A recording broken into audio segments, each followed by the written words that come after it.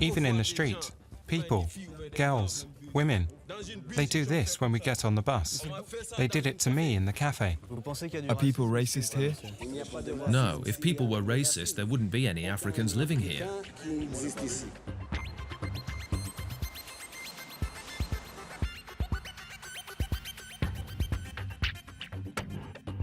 Hi, Sedrick. How are you? Hi, Julien. So, Spain is over there, across the sea? Yes, just over the other side. It's only around 14 to 15 kilometres away. So thousands of migrants come here before travelling across to Spain. Some live in the forests, others sleep on the street. And some live in apartments. There are tensions between the Moroccans and the migrants. Any violence? Yes. Sedrick wants to show us how close we are to the European border. We head to Ceuta, a Spanish enclave on the Moroccan coastline, just a few kilometers outside of Tangier. You can see Spain from here. You can see the border fences, the 7-metre high fences. And migrants try to cross them? Yes. Are they the migrants you told me about, that live in the forest? Yes. They're trying to flag down cars. Sedrick tells the migrants why we're there. Many are afraid of being caught by police, but some agree to talk, and even insist on us showing their faces. So, how long have you been here? 6 hours at least. 6 hours? 6 hours. What have you got so far? Just breakfast. MAMADOU from Guinea offers to take us to his camp. MAMADOU? Where is it, MAMADOU? The ghetto? Yes, the ghetto. We'll go to the kitchen area first. The ghettos are scattered out. We don't put them all together because if the police come, they'll destroy everything and we'll have nothing left. So, there are several small ghettos, several camps. Yes.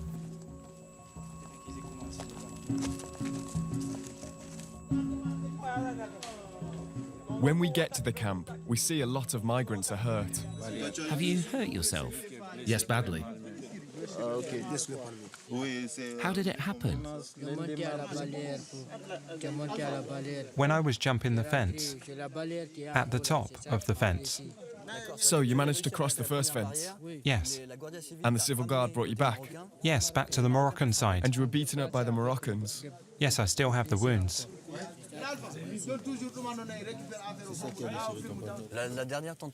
You tried again on Sunday, right? No, Wednesday. Yesterday? Yes, some of my friends who went out yesterday haven't come back yet. So people try every day? Yes, we keep on trying. MAMADOU takes us to his tent a few meters away. 7 people sleep inside, in the damp cold. Come inside, come on in. Have the police been here? Yes, they were here 2 days ago. What did they do? They set fire? They destroyed the camp, tore down everything and then burnt it. They don't want us here, and we don't want to be here. We want to get to Europe.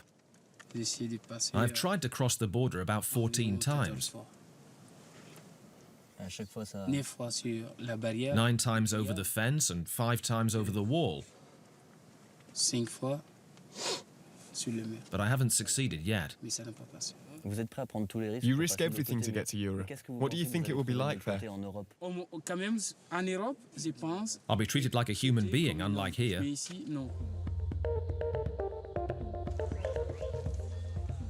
We head to Bouchalef, on the outskirts of Tangier. Hundreds of migrants have flocked to this neighborhood, and coexistence with Moroccans is far from peaceful. We're persecuted by the Moroccans. We don't have anywhere to live and it's cold. We can pay rent, but no one wants to rent to us. We can't win.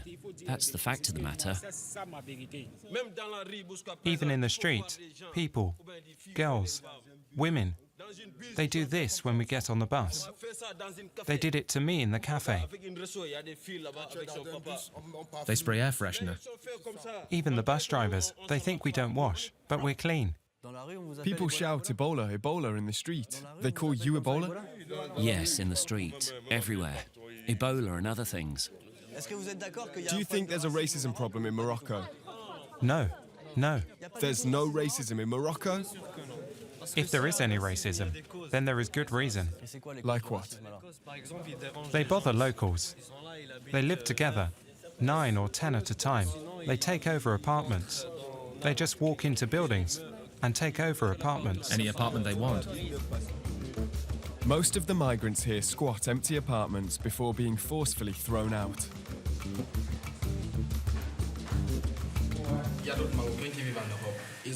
Some Moroccans are living in Europe, but have 6 or 7 apartments here.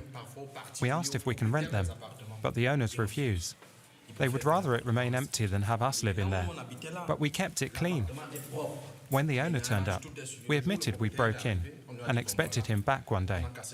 We asked him what he wanted to do, if we could pay rent, but he said no. He wanted his apartment back, so threw us out. So this is where we are now. How long have you been sleeping on the roof? 4 months. Because you were thrown out downstairs. Yes, the owner on the 4th floor let us have the apartment, but then we were thrown out by gangs. Gangs? Yes. Why? They came with knives, swords. We had no way of defending ourselves. It's very dangerous here as well. When violence breaks out on the street, they come up to the roofs, and when they see us, they say, "You, get out of here." Has anyone ever been thrown off the roof? Yes. Now we go to the ground floor when there are problems, because at least we can run away. A young Senegalese man was killed in clashes with Moroccans late August. This man witnessed it. He himself was badly hurt. He takes us to where it happened. Vous êtes arrivé de la mosquée? You arrived at the mosque and the police were breaking up the fighting? Yes, the police were between the Moroccans and the Sub-Saharans, the black Africans. But when the police left, a lot more Moroccans came back.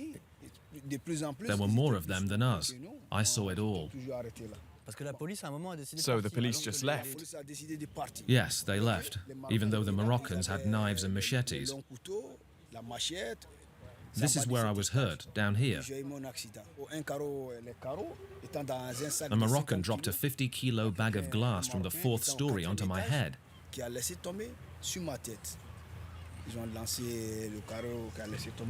I had to have an operation. I was on the ground, bleeding for an hour and a half, an hour and 3/4, and I was in a coma for 3 days.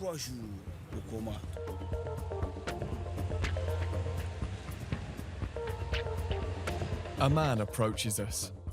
He wants to take us to his apartment, which is being squatted by migrants who won't let him in. This is my apartment.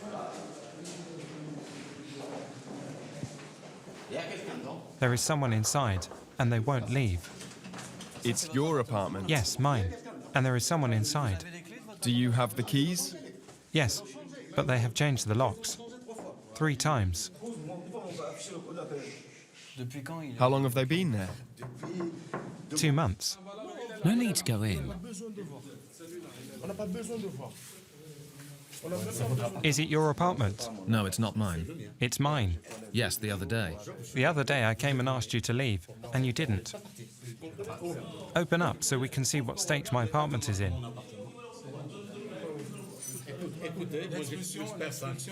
The authorities are in charge of evictions.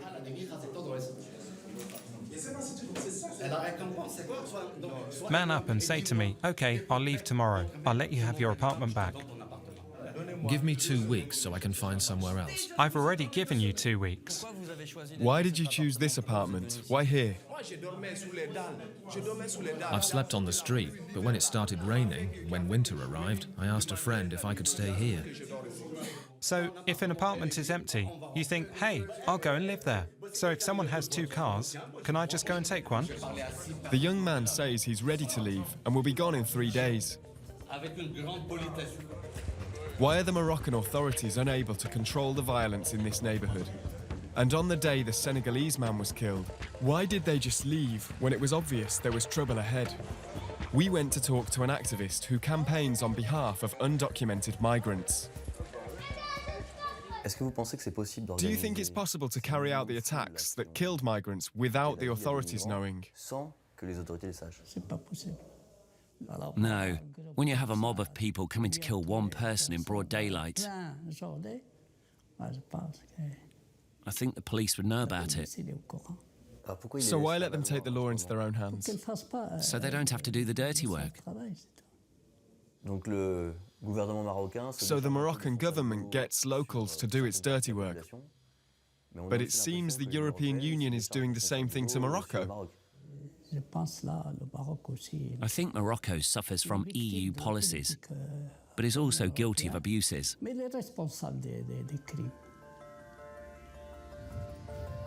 We return to Boukalef 3 days later to see if the migrants vacated the property. So what happened? First of all, he tried to ask for some money. There are 5 of them now, and apparently he never said he was living alone. So there are 5 of them now, and they are asking for trouble. You have to pay them to leave? Yes, they are making money from my house. I have to pay for the keys to my own property.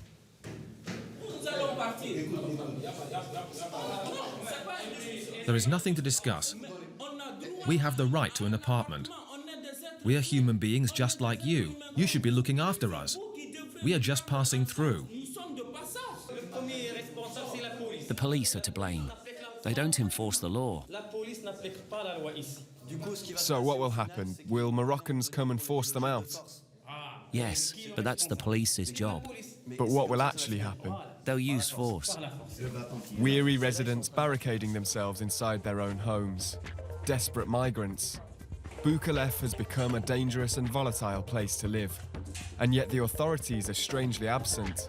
They refuse to talk to us. Our observer will carry on helping these young people, who see themselves as adventurers on a journey to Europe. For many, however, their journey will end here, stuck in Tangier.